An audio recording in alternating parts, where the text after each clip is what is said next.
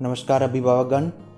मेरा नाम प्रदीप पारिक है। बिटिया मेरी प्रियांशु पारिक पिछले साल इसी स्कूल में ईवी मून प्ले स्कूल में एडमिशन करवाया था जी। आज पिछले साल की बजाय आज देखे तो बहुत कुछ सुधार आया है। मैं ऐसे तो नहीं बता पाऊँगा कि आपको पिछले साल किस स्कूल में थी, पर स्कूल 2 साल गई गुड़िया, पर ऐसे नहीं पता उसको कि 1+1 कितने होते हैं, या 2 में से 2 गए कितने होते हैं, या 1 में 0 ऐड करेंगे तो कितने होते हैं। पर आज आप गुड़िया को चाहे डोजिंग टेबल के बारे में पूछो, चाहे प्लस प्लस के सम पूछो, या माइनस सब्सट्रैक्शन के, मल्टीप्लिकेशन के कोई भी सवाल, या डिवाइड के सम हो, कोई भी आप पूछ सकते हो।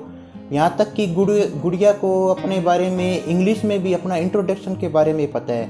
आप पूछो कि बेटे अपना इंट्रोडक्शन दो इंग्लिश के अंदर, तो वो कहाँ से सीखा? वो यहीं से सीखा जी, ईवी मून प्ले स्कूल में, यानी कि श्री राम न्यू सतलुज स्कूल के अंदर। किसने सिखाया? यहाँ मैडम उनके क्लास टीचर है निशा मैम, उनके प्रिंसिपल मैम है doctor Shashi Sachdeva ma'am, doctor ऊर्जा मैम। इन्हीं की आशीर्वाद से आज गुड़िया को बहुत कुछ यहाँ स्कूल में आता है। मेरी सोच तो यही है कि जी +2 तक तो गुड़िया को यहीं रखना है। बीच में पता नहीं क्या कुछ हो जाए, या मेरी ट्रांसफ़र कहीं और हो जाए, तो मैं कुछ कह नहीं सकता। पर अगर यहाँ सिरसा में ही रहा तो +2 तक गुड़िया को यहीं रखने की संभावना है जी। तो बच्चे की नींव ही होती है जो उसको आगे ले जाके मजबूत बनाएगी। एक घर की नींव अगर मजबूत होगी तो उसके ऊपर आप बिल्डिंग खड़ी कर सकते हो। अगर बच्चे को आप नींव मजबूत होगी तो ही आगे जाके बच्चा +2 के बाद आगे कॉलेज में जाके अपने सेल्फ स्टडी कर सकता है। अब तो ऐसे है जी, कुछ सहयोग टीचर करेंगे, कुछ पेरेंट्स करेंगे, अकेला स्कूल भी कुछ नहीं कर सकता, ये तो आपको भी पता है। अगर टीचर और पेरेंट्स मिलके चलेंगे तो बच्चा बहुत कुछ सीखेगा।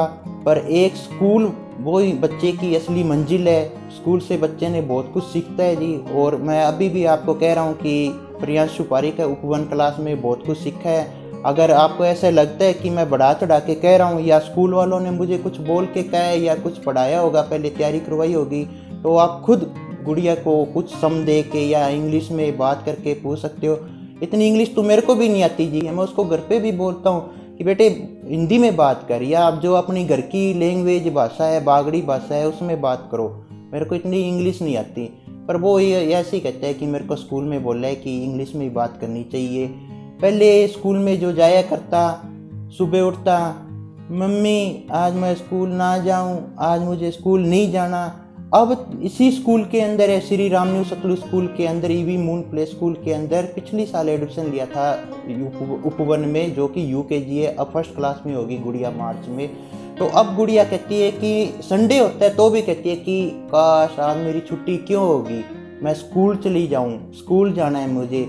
जब मैं स्कूल से 3 बजे उसकी छुट्टी होती है, 3 बजे मैं लेने आऊँ तो भी वो ऐसे है जी, अभी छुट्टी क्यों होगी पापा, अब भी क्यों आ गए स्कूल से मुझे लेने। यानी कि स्कूल नहीं, ये एक तरह से घर ही है जी। उसको पता नहीं लगता कि मैं घर हूँ या स्कूल में हूँ। इतने सहयोग वाले टीचर है, इतने उसके क्लास फेलो है, बहुत मिल चल के चलने वाला है जी। जो अभी कुछ दिन पहले 35वां पुरस्कार वितरण समारोह था, स्कूल के अंदर प्रोग्राम था, तो उस वो कहने का ही था जी कि वार्षिक पुरस्कार वितरण समारोह था, पर वो उस प्रोग्राम का एक लक्ष्य था, उस प्रोग्राम का नाम ही लक्ष्य था जी। उससे बच्चों ने बहुत कुछ सीखा। यहाँ स्कूल के अंदर मैडम ने ओलंपियाड शुरू कर रखे हैं, रोबोटिक लैब है। मैंने आज तक मैंने इंजीनियरिंग कर रखी है, बीटेक कर रखी है मैंने। तो ये स्कूल में जाके मैंने देखा था कि मेरे को इतने पहले पता ही नहीं होता था कि प्लास को कॉम्बिनेशन प्लायर बोलते हैं, पेचकस को स्क्रू ड्राइवर बोलते हैं। पर आज के इस स्कूल के बच्चों को इसको सभी औजारों के टूल्स के नाम पता है। कैसे पता है, क्यों पता है? क्योंकि यहाँ रोबोटिक लैब है। बच्चों को अमीटर, वोल्ट मीटर के बारे में, कैपेसिटर, रेजिस्टेंस, इन सब के बारे में पता है जी। मेरे को नहीं पता होता था कि रेजिस्टेंस क्या चीज़ होती है, किसे कहते हैं रेजिस्टेंस।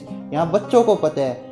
अभी 1 महीने पहले यहाँ बच्चों ने बहुत सारे मॉडल बनाए। उस मॉडल में इलेक्ट्रिसिटी, पोल्यूशन, वाटर बचाओ, पोल्यूशन बचाओ, इसके बारे में बहुत कुछ बच्चों ने मॉडल्स बना रखे थे। पर हमारे वाले टाइम में क्या था जी, मैं तो ऐसे नहीं है कि स्कूल की दूसरे स्कूल की बुराई कर रहा हूँ, पर वो टाइम ही ऐसा था जी कि उस टाइम में इतना कुछ होता नहीं था। आज के स्कूल के बच्चों को बहुत कुछ मालूम है जी।